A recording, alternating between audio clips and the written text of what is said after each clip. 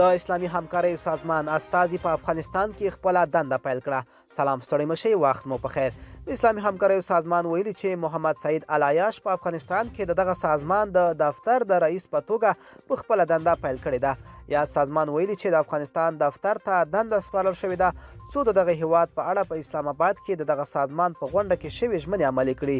دغه سازمان ویلي چې دوی به د اقتصادي او بشري ناورین څخه د وتلو په برخه کې له افغانانو سره خپله هیڅ راز همکاري ونه سپموي.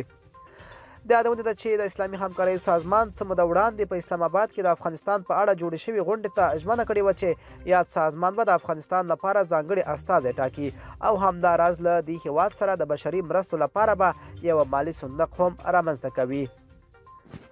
ملګرو، دا به زموږ چمتو شوې ویډیو د لا ښکلې ویډیوګانو لپاره موږ سره پاتې شئ. تر بلې ویډیو ښه وخت ولرئ.